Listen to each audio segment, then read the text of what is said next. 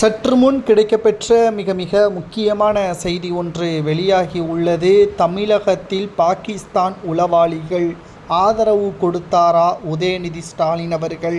வெளியான தகவலால் திமுகவினருக்கு மிகப்பெரிய ஒரு சிக்கல். தமிழகத்தில் துணை இராணுவப்படை குவிப்பதற்கு மத்திய உள்துறை அமைச்சர் அமித்ஷா அவர்கள் ஏற்பாடு செய்திருக்கிறார். கடந்த சில நாட்களுக்கு முன்பாக பாகிஸ்தான் மீது நடு இரவில் 1:30 மணியளவில் பாகிஸ்தான் மீது விமானம் தாக்குதல் ஏற்படுத்தப்பட்டு சுமார் 15க்கும் மேற்பட்ட உயிரிழந்ததாக தகவல்கள் கிடைக்கப்பெற்றது.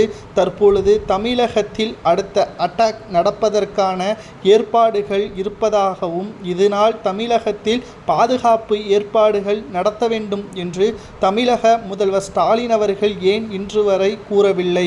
குறிப்பாக பாகிஸ்தானின் உளவாளிகள் சுமார் 6 நபர்கள் மீது தமிழகத்தில் இருந்துதான் இலங்கை சென்றார்கள், சென்னை விமானம் மூலமாகத்தான் இலங்கைக்கு சென்றார்கள் என்ற தகவலும் கிடைக்கப்பெற்றுள்ளது.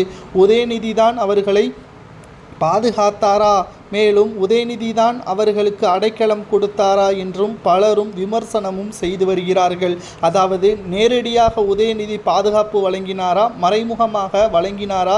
தமிழகத்தில் ஏன் இவ்வளவு அடக்குமுறைகள் மக்களிடம் இருந்தாலும் கிட்டத்தட்ட பாதுகாப்பை பலப்படுத்த முடியாமல் ஸ்டாலின் அவர்களது ஆட்சி இவ்வளவு மோசமாக இருக்கிறது என்றும் பலரும் கேள்விகளை முன்வைத்து வருகிறார்கள்.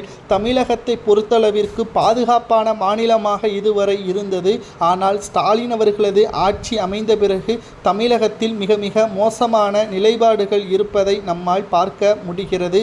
திராவிட முன்னேற்ற கழகத்தின் ஆட்சி கடந்த 4 ஆண்டுகால ஆட்சி மக்களுக்கு மிகப்பெரிய அளவிலான சோகத்தை தான் ஏற்படுத்தியிருக்கிறது. தற்பொழுது தமிழகத்தில் பாதுகாப்பு இல்லாத நிலைமை இருப்பதாக மத்திய உளவுத்துறை கூறியிருக்கிறது. ஆனால் இதற்கு ஸ்டாலின் அவர்களும் அவரது மகனும் தான் காரணம் என்றும், உளவாளிகளுக்கு ஆதரவாக தமிழகம் செயல்பட்டதா என்ற ஒரு கேள்வியும் தற்பொழுது சமூக வலைதளங்களில் வைரலாக பரவி வருகிறது.